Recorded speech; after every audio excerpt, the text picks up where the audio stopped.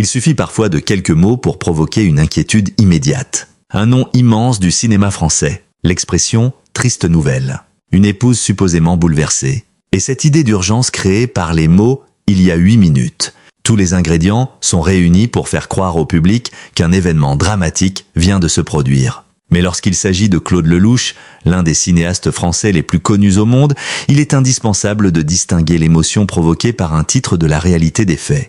Car à l'heure où cet article est écrit, aucune source sérieuse ne permet d'affirmer que Claude Lelouch est décédé. Aucune annonce officielle de Valérie Perrin ne confirme une telle information. Aucune déclaration vérifiable ne permet davantage d'affirmer qu'elle aurait pris la parole en larmes pour annoncer une dégradation brutale de l'état de santé de son mari. Au contraire, les informations publiques récentes racontent une histoire très différente. En juillet 2026, Claude Lelouch participait encore à la vie du cinéma. Invité du Lamezia International Film Festival en Italie, il n'avait pas pu se déplacer physiquement parce qu'un autre engagement l'occupait. Le tournage de son 52e long métrage. À 88 ans, le réalisateur continuait donc à faire ce qui a structuré presque toute son existence. Filmer, écrire, préparer, observer, transformer la vie en cinéma. Cette information est fondamentale parce qu'elle change immédiatement le sens du récit. La triste nouvelle existe bien dans l'histoire récente de Valérie Perrin. Mais elle ne concerne pas la mort de Claude Lelouch. Une confusion née d'un véritable deuil. Le 3 février 2026, Valérie Perrin publie un message particulièrement émouvant. L'écrivaine annonce la disparition de Norbert, un homme qu'elle avait rencontré au cimetière de Guignon, en Saône-et-Loire. Norbert n'était pas une célébrité. Il ne fréquentait pas les tapis rouges. Il n'était ni acteur, ni réalisateur, ni écrivain. Il était fossoyeur. Pendant 30 ans, il avait travaillé dans ce cimetière. Mais sa rencontre avec Valérie Perrin allait lui donner une place particulière dans l'univers littéraire de l'écrivaine. Car Norbert inspira en partie le personnage de Nono dans Changer l'eau des fleurs, le roman qui allait devenir l'un des plus grands succès de Valérie Perrin. Lorsque l'écrivaine apprend sa disparition, elle lui rend hommage publiquement. Elle se souvient de son humour, de leurs conversations, de leurs éclats de rire, de cette relation improbable née dans un lieu normalement associé au silence, à la séparation et à la mort. La publication est profondément personnelle. Et cette émotion est authentique. Mais l'homme dont Valérie Perrin annonçait la mort était Norbert, pas Claude Lelouch. Cette distinction peut sembler évidente une fois les faits posés. Pourtant, elle illustre parfaitement la manière dont certaines informations concernant les célébrités peuvent être transformées en quelques heures. Le nom de Claude Lelouch est associé à celui de son épouse. Valérie Perrin annonce un décès. Un titre mentionne « la femme de Claude Lelouch ». Puis, l'information est progressivement raccourcie, décontextualisée, réinterprétée, jusqu'à ce que certains lecteurs puissent croire que le disparu est Claude Lelouch lui-même. C'est précisément là que commence le travail journalistique. Non pas amplifier l'émotion, mais identifier son origine. Pourquoi le nom de Claude Lelouch provoque-t-il une telle inquiétude? La réponse tient d'abord à son âge. Né en 1937, Claude Lelouch a désormais traversé près de 9 décennies de vie.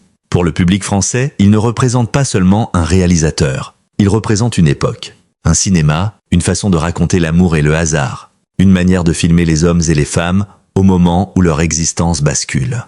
Lorsque le nom d'un artiste de cette génération apparaît dans une formulation inquiétante, le public se prépare presque instinctivement au pire. C'est humain. Nous savons que les grandes figures culturelles qui ont accompagné plusieurs générations vieillissent, et chaque année rappelle que certaines d'entre elles disparaissent. Mais cette conscience du temps rend également le public beaucoup plus vulnérable aux titres excessivement dramatiques. Claude Lelouch est particulièrement exposé à ce phénomène parce que la mort est depuis longtemps présente dans son discours artistique. Pas comme une obsession morbide, plutôt comme un rappel permanent de la valeur de la vie. Le cinéaste a souvent expliqué qu'il ne voulait pas perdre de temps, qu'il fallait aimer, créer, essayer, recommencer. Et peut-être est-ce justement pour cela qu'à 88 ans, il continue encore à tourner. Un cinéaste qui refuse de s'arrêter. En juillet 2026, lors de son intervention au Festival de Lamezia, Claude Lelouch parlait encore de cinéma avec une énergie qui contredit directement l'idée d'un homme ayant disparu de la scène publique. Il évoquait son 52e film. Il parlait de l'amour, du temps, de la salle de cinéma, du rapport entre l'art et l'existence. Le paradoxe est remarquable. Au moment même où certains titres peuvent faire craindre une fin imminente, Lelouch reste tourné vers un prochain film, un prochain tournage, une prochaine histoire. Selon les informations publiées au même moment, son nouveau projet devait notamment réunir André Dussolier et Marthe Keller plus de 50 ans après leur collaboration autour de Toute une vie. Chez beaucoup de réalisateurs, 50 films constitueraient une conclusion. Chez Lelouch, 51 films semblent devenir une raison d'en faire un 52e. Cette incapacité à considérer son œuvre comme achevée définit probablement mieux l'homme que tous les bilans de carrière. Claude Lelouch filme comme certaines personnes respirent. Le cinéma n'a jamais été simplement son métier. Il a été une manière d'exister. Valérie Perrin bien plus que la femme de Claude Lelouch. Il existe également une autre injustice dans certains titres. Valérie Perrin y est souvent présentée uniquement comme la femme de Claude Lelouch. Or son parcours mérite d'être considéré pour lui-même. Elle est devenue, en quelques années, l'une des romancières françaises les plus lues. Les oubliés du dimanche, Changer l'eau des fleurs. 3. Tata, ses romans ont trouvé des lecteurs bien au-delà de la France. Et cette réussite possède une particularité. Valérie n'est pas devenue écrivaine célèbre à 20 ans. Elle a construit progressivement une deuxième vie professionnelle.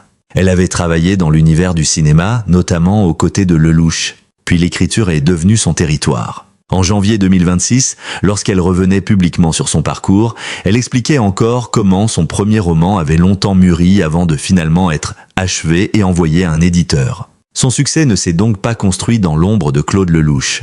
Il possède sa propre logique, sa propre voix, son propre public. Et c'est important pour comprendre pourquoi la disparition de Norbert l'a touché. Norbert n'était pas seulement quelqu'un qu'elle avait rencontré. Il appartenait indirectement à la naissance de l'un de ses univers littéraires les plus importants. Le perdre revenait à perdre une personne liée à une partie très précise de sa mémoire. Le cimetière, la mort et la vie, un thème central chez Perrin. Ceux qui ont lu Changer l'eau des fleurs comprennent immédiatement pourquoi cet hommage est cohérent avec l'univers de Valérie Perrin. Le roman se déroule autour d'un cimetière.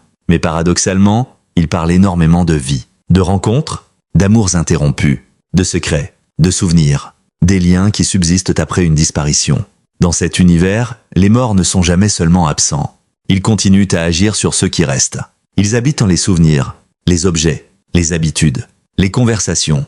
Lorsque Valérie rend hommage à Norbert, la littérature et la réalité se rejoignent brutalement. L'homme qui avait participé à nourrir une fiction devient lui-même quelqu'un dont il faut préserver la mémoire. Il y a quelque chose de profondément lelouchien dans cette situation. Car Claude Lelouch a lui aussi bâti une grande partie de son œuvre autour de ces mêmes thèmes. Le hasard, la rencontre, la disparition, la mémoire, la seconde chance. Deux artistes obsédés par les histoires humaines.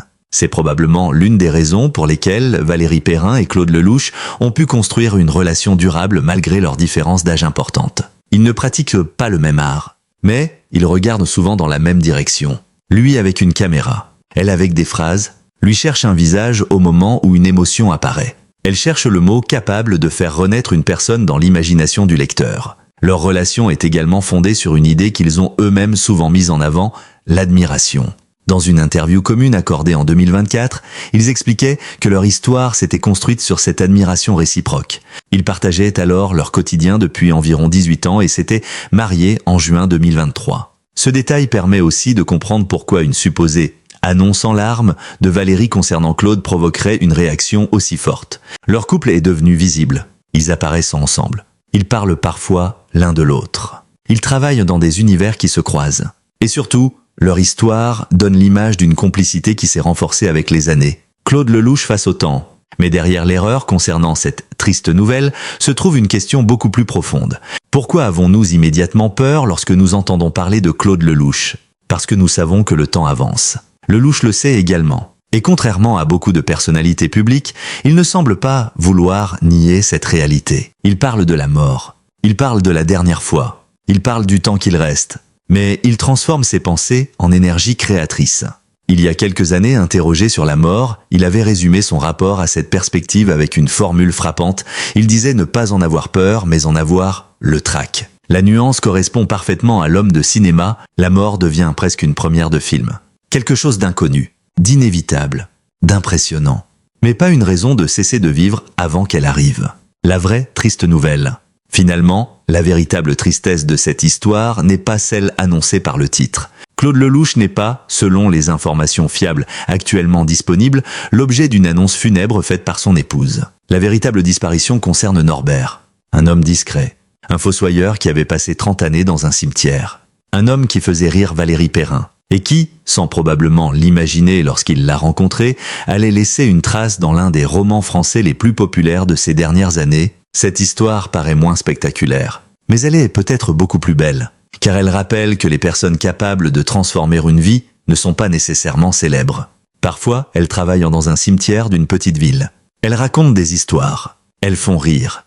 Puis un écrivain passe, écoute, observe, et quelque chose demeure. Mais cette clarification ouvre maintenant une autre question.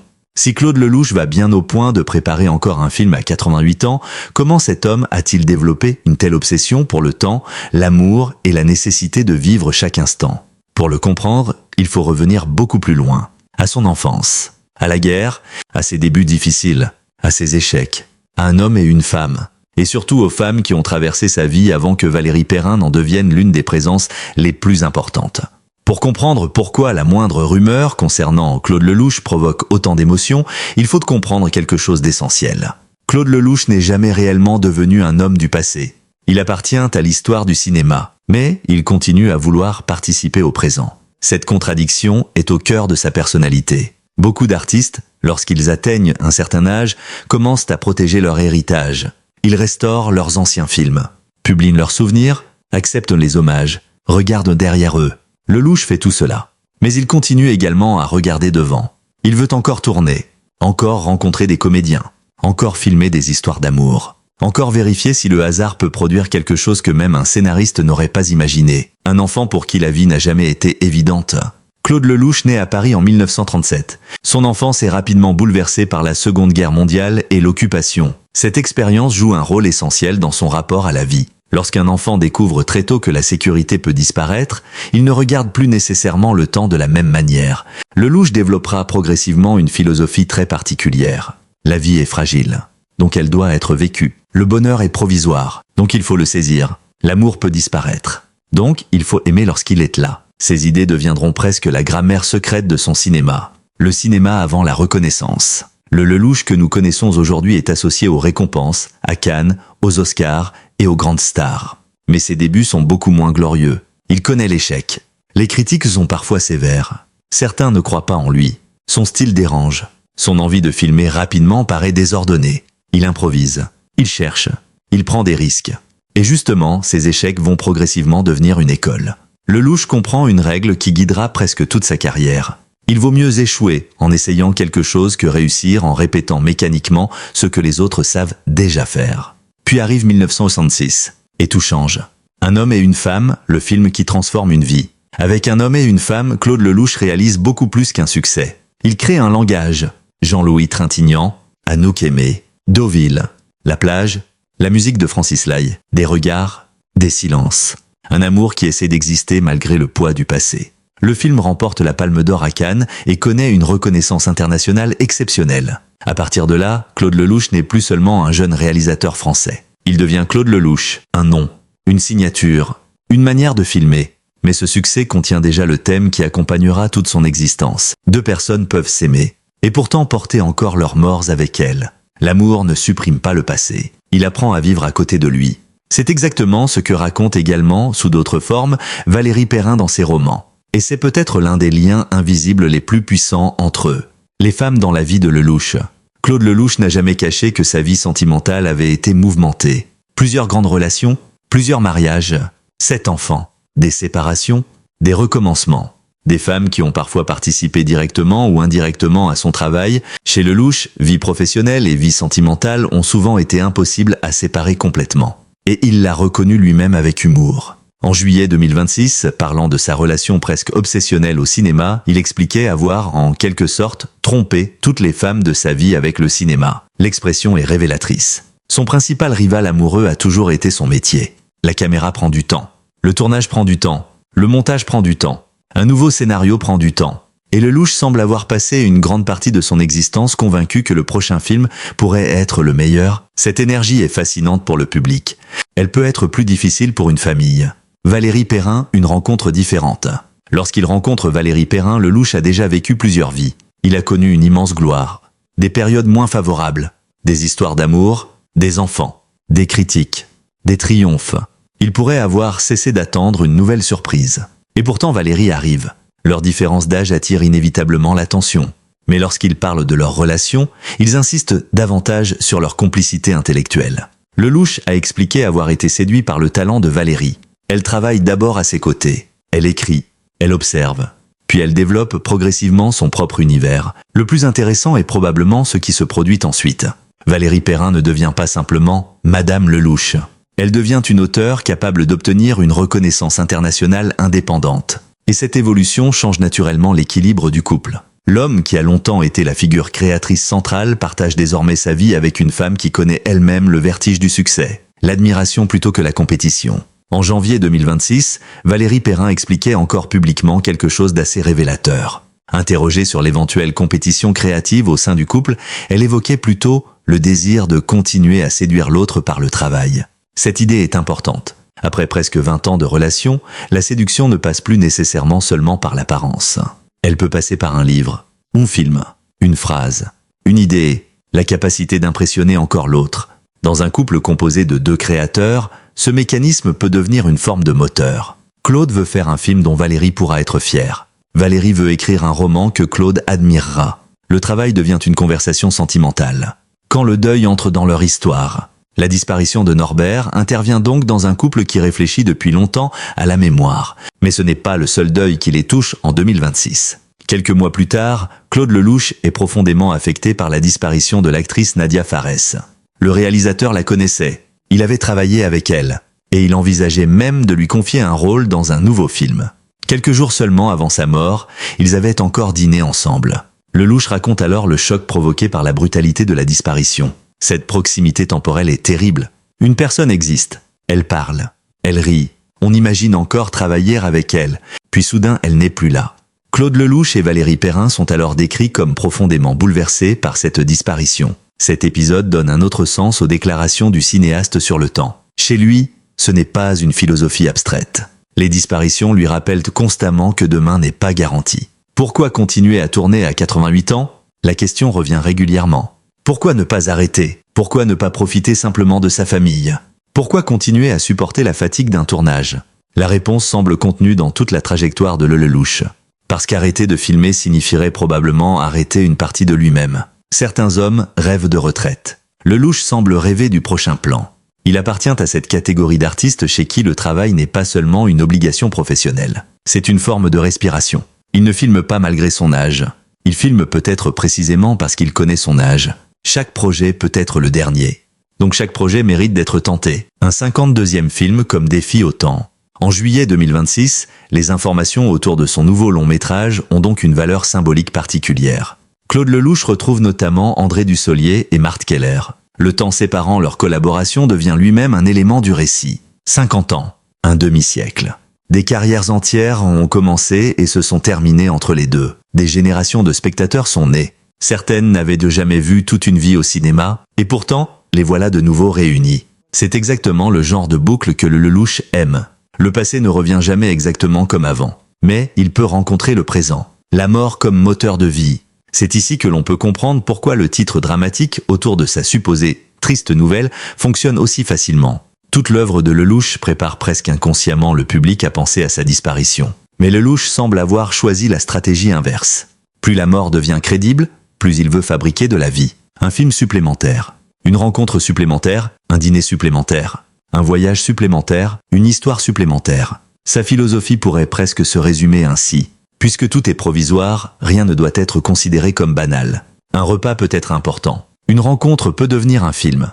Un hasard peut transformer une carrière. Une femme rencontrée à un moment inattendu peut devenir l'amour d'une vie. Un fossoyeur, rencontré dans un cimetière, peut entrer dans un roman lu dans le monde entier. Valérie et Claude, 2 façons de lutter contre l'oubli.